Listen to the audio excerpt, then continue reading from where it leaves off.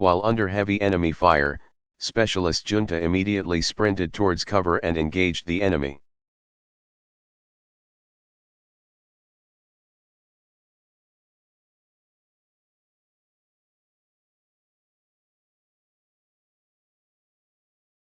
Seeing that his squad leader had fallen, and believing that he had been injured,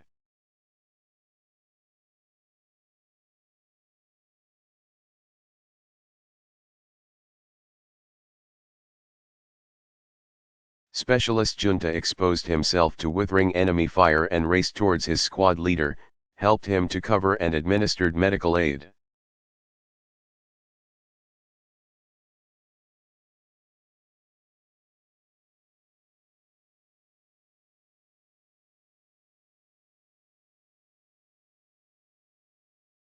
While administering first aid, enemy fire struck Special Junta's body armor and his secondary weapon.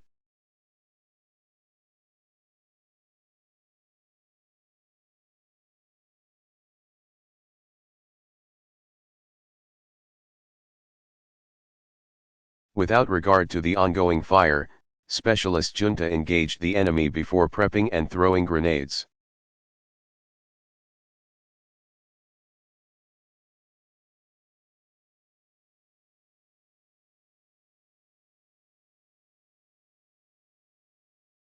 Using the explosions for cover in order to conceal his position.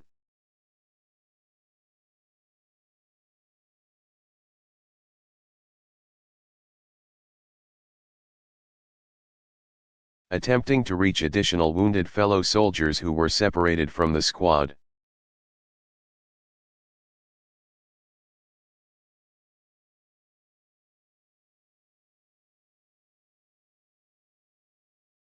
Specialist Junta and his team encountered a barrage of enemy fire that forced them to the ground.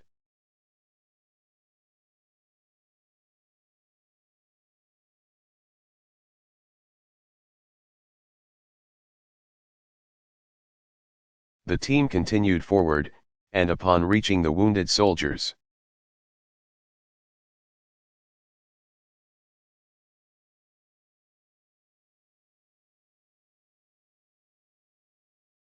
Specialist Junta realized that another soldier was still separated from the element.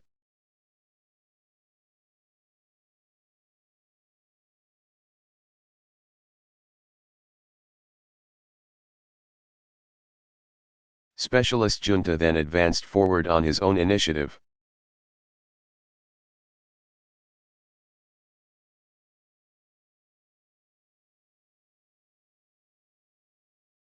As he crested the top of a hill, he observed two insurgents carrying away an American soldier.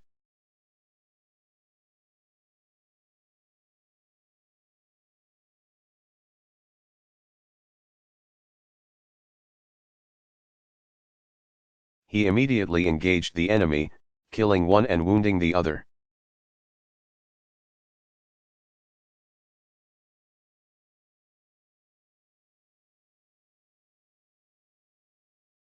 Upon reaching the wounded soldier, he began to provide medical aid, as his squad caught up and provided security.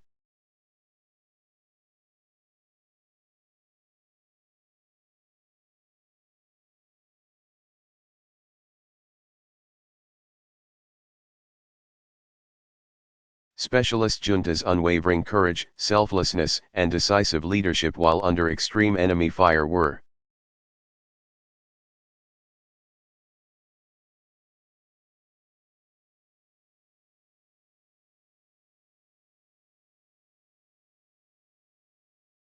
integral to his platoon's ability to defeat an enemy ambush and recover a fellow American soldier from the enemy.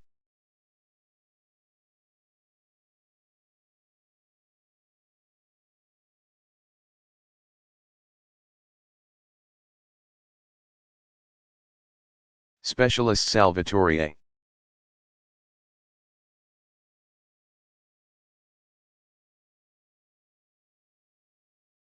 Junta's extraordinary heroism and selflessness above and beyond the call of duty are in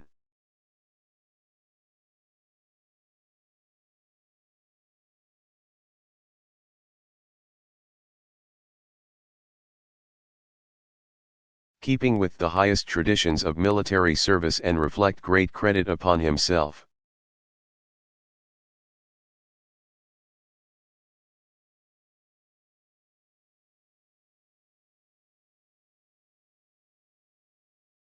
Company B, 2D Battalion Airborne, 503d Infantry Regiment and the United States Army.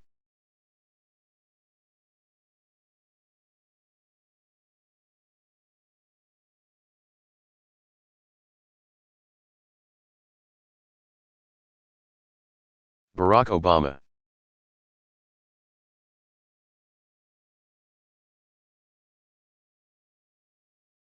Statement on the Sandy Hook Elementary School shootings in Newtown, Connecticut.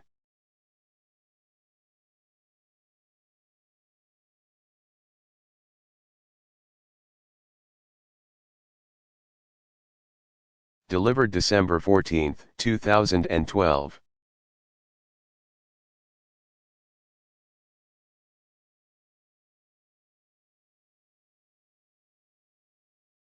This afternoon, I spoke with Governor Malloy and FBI Director Mueller.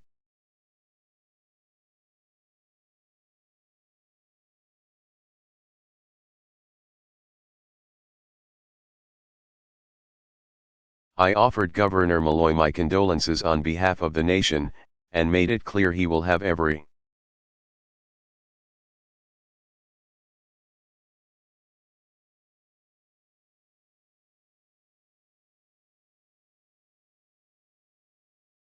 single resource that he needs to investigate this heinous crime, care for the victims, counsel their families.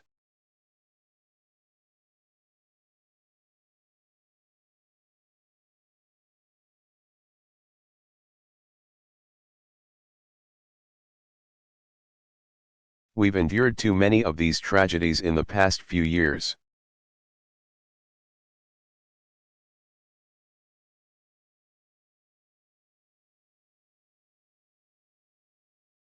And each time I learn the news I react not as a president,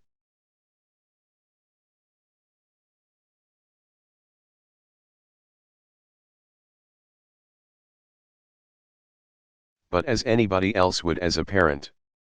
And that was especially true today. I know there's not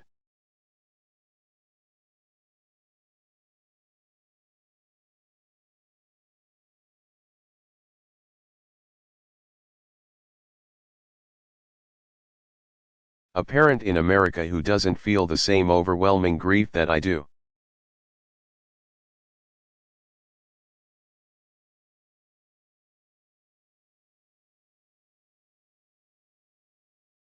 The majority of those who died today were children.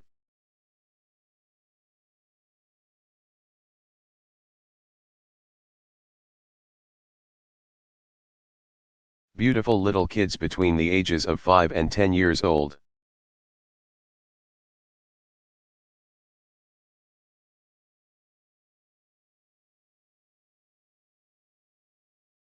They had their entire lives ahead of them: birthdays, graduations, weddings, kids of their own.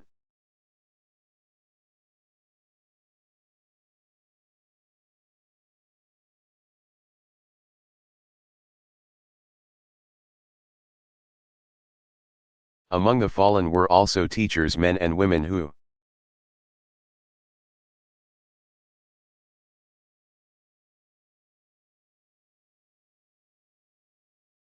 devoted their lives to helping our children fulfill their dreams.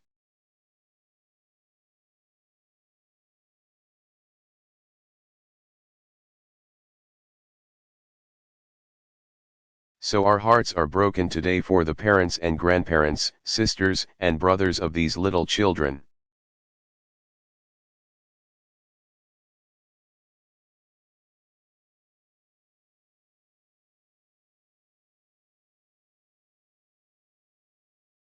And for the families of the adults who were lost. Our hearts are broken for the parents of the survivors as well.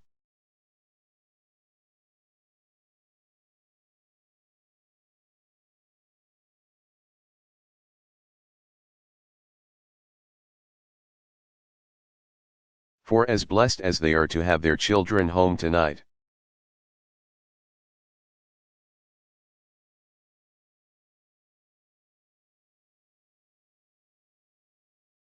They know that their children's innocence has been torn away from them too early, and there are no words that will ease their pain.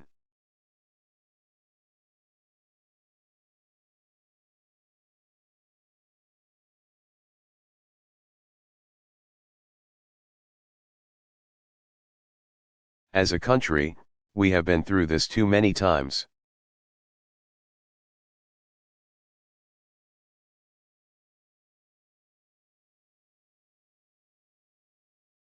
Whether it's an elementary school in Newtown, or a shopping mall in Oregon.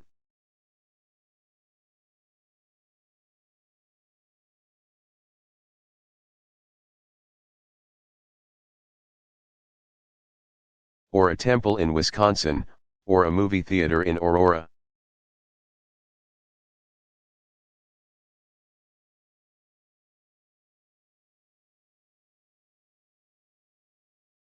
Or a street corner in Chicago. These neighborhoods are our neighborhoods, and these children are our children.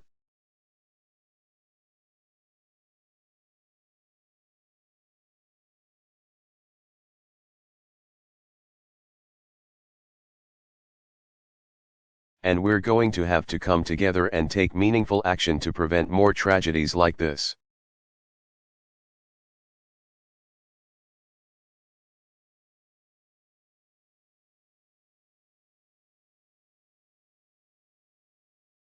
Regardless of the politics.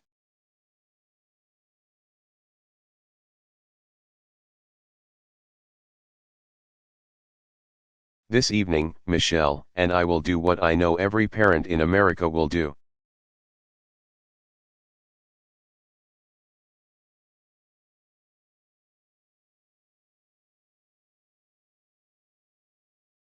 Which is hug our children a little tighter, and we'll tell them that we love them, and we'll remind each other how deeply we love one another.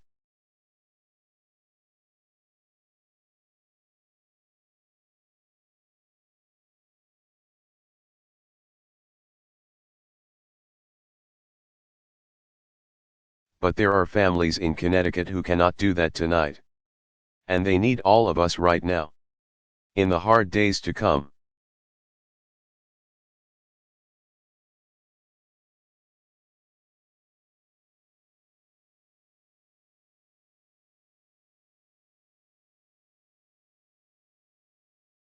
That community needs us to be at our best as Americans.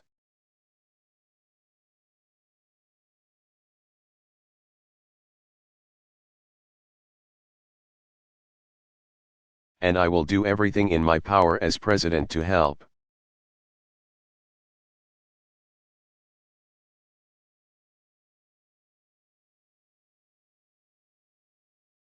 Because while nothing can fill the space of a lost child or loved one,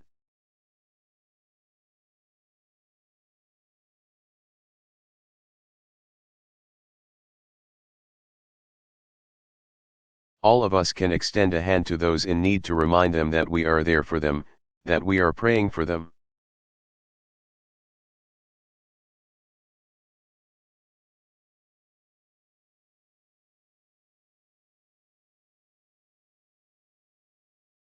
That the love they felt for those they lost endures not just in their memories but also in ours.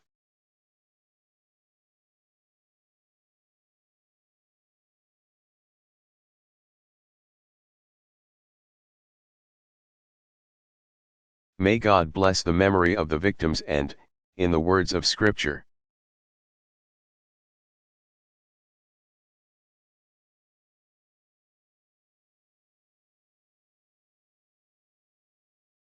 heal the broken-hearted and bind up their wounds.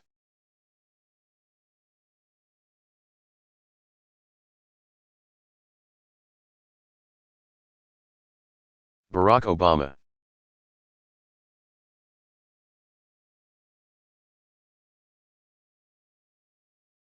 Press conference in Saudi Arabia.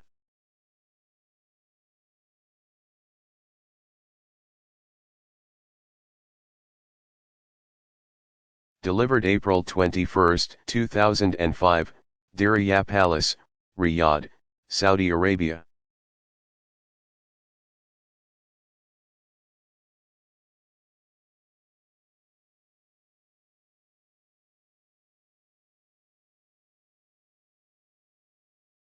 President Obama, you already heard my statement.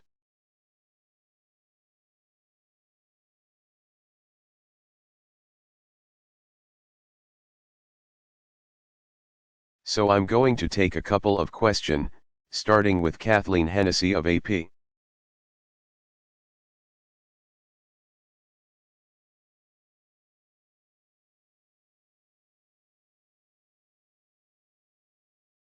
Where's Kathleen?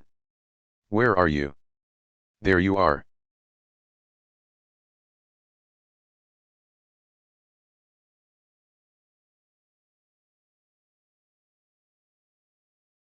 Question.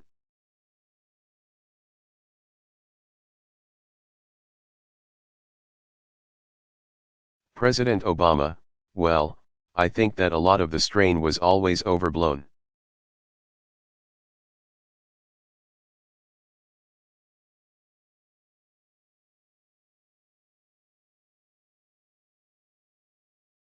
The fact of the matter is that the friendship and cooperation that exist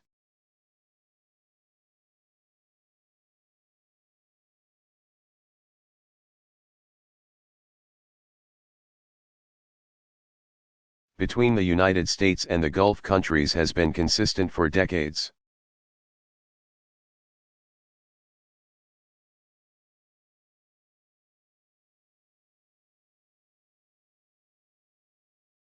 During the course of our administration, the GCC countries have extensively cooperated with us on counterterrorism.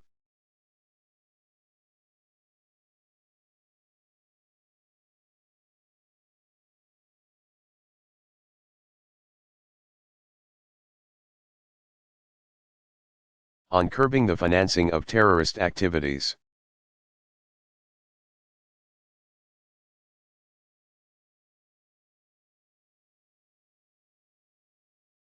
They are part of the counter-ISIL coalition that has made progress both in Syria and in Iraq.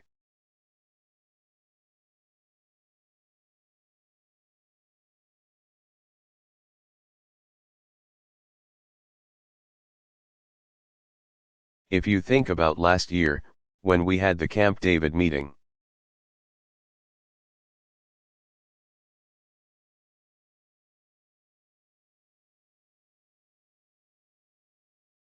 You were already seeing the onset of conflict in Libya as well as in Yemen.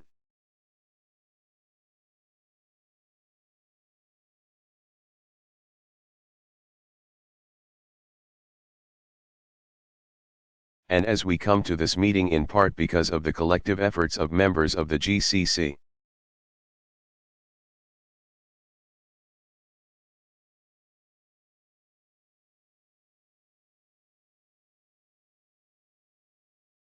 We have a new government in Libya that is very nascent.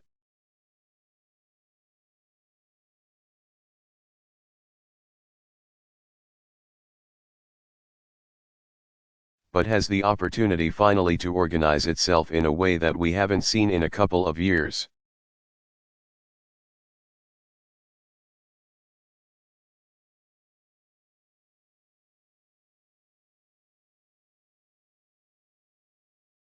That would not have happened had it not been for the effective diplomatic pressure that was applied by all the GCC countries.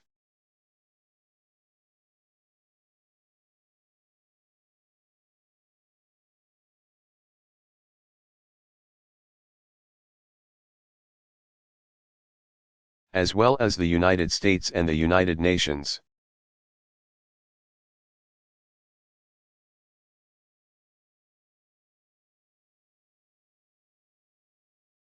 In Yemen, we now have a cessation of hostilities that allows us to build a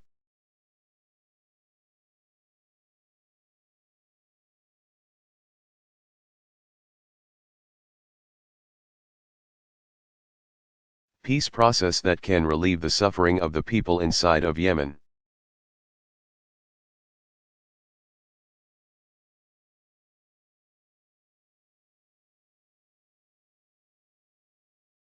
That would not have happened had it not been for the GCCU's cooperation. We would not.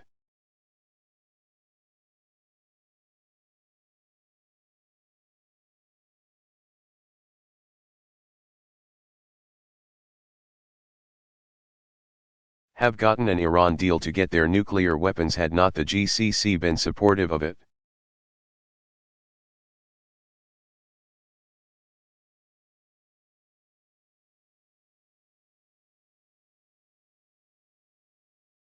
So what is true between the United States and the GCC, as is true with all of our allies and friends?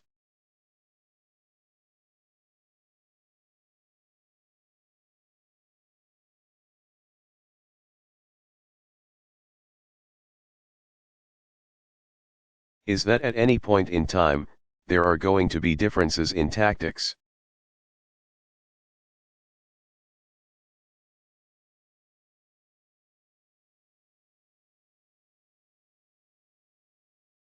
And part of the goal here, as well as the meeting at Camp David,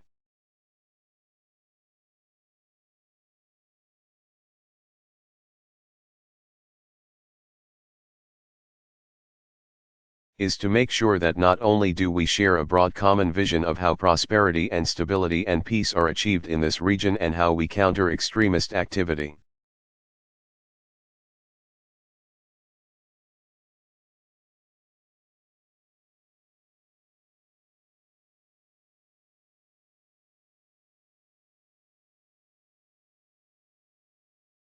But that we have knowledge of what each party is doing on an ongoing basis.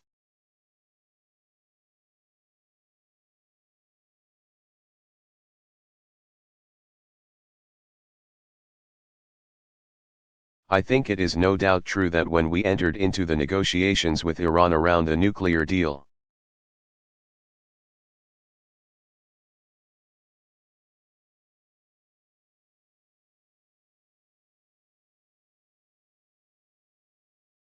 there was concern that in the interest of getting the deal done,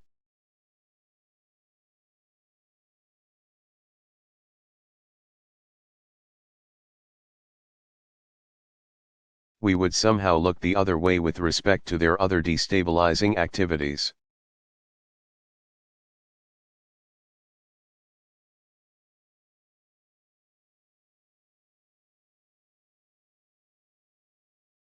And in fact, what we are able to report is not only have we seen Iran do what it was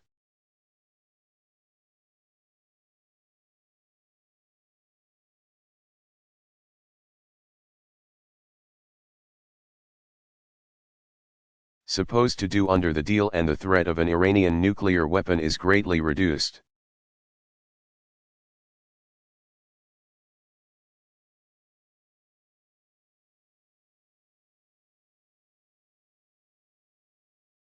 But what we've also seen, what the GCC has seen, is our continued cooperation in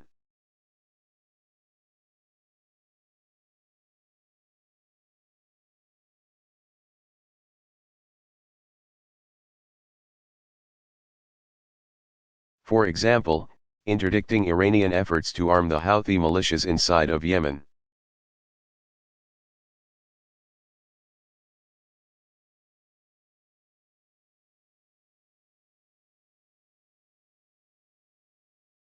That, I think, has created some confidence.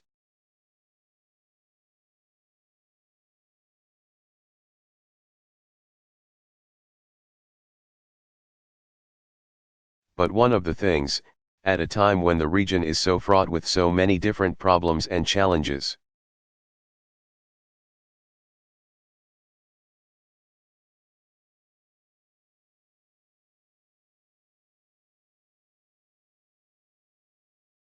is the need for more consistent institutionalized communication at every level of government.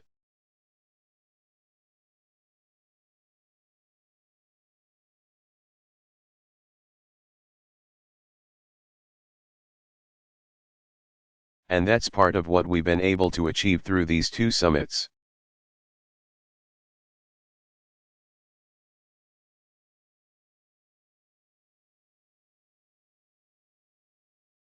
And my hope is that it will continue into the next administration.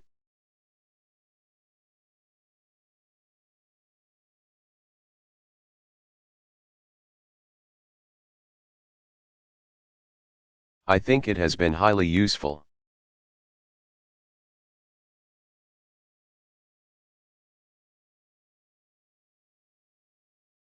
Because the possibilities of misunderstanding increase when there's so much activity taking place.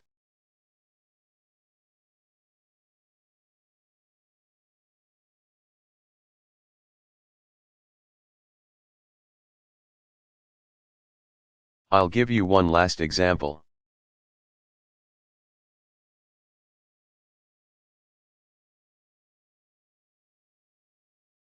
Inside of Iraq, there are understandable concerns about Iranian influence in the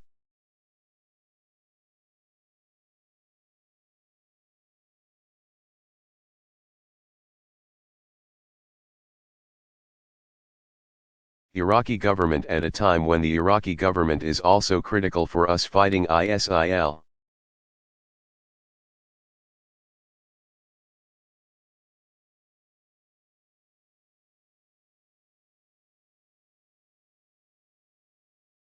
It was very important, I think, for us to describe our assessment that Prime Minister Abadi is in.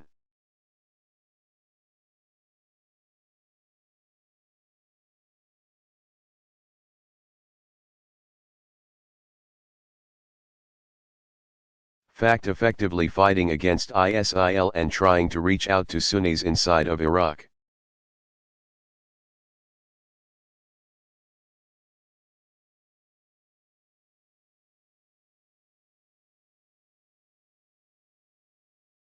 While acknowledging that there are significant problems in terms of government stability inside of Baghdad.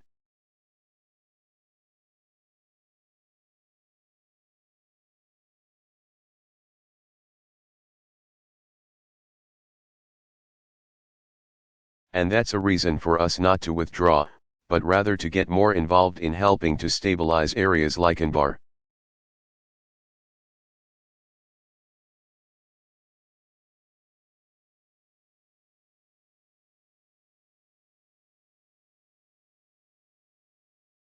Where we've not cleared out ISIL, but the towns that they were governing have been left devastated.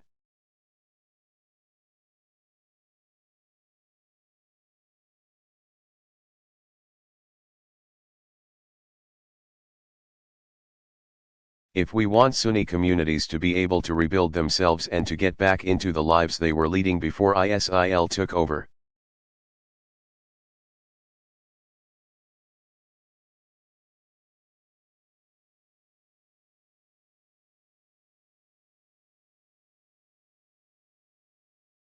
Then we're going to have to help the Iraqi government respond.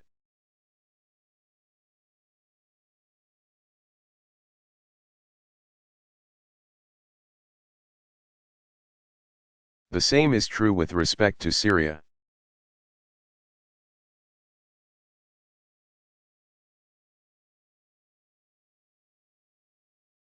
Right now, the cessation of hostilities is very fragile and may be breaking down in part because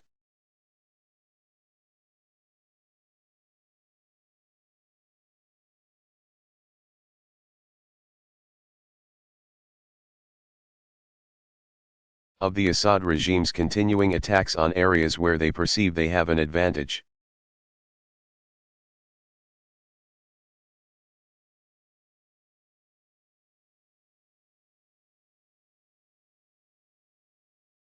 This is part of the reason why I called Mr.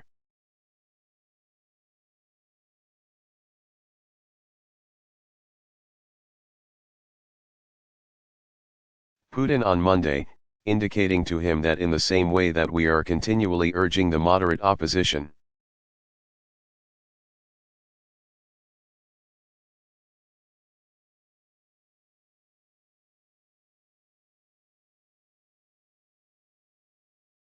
inside of Syria to abide by the cessation of hostilities, he needs to be holding the regime into account.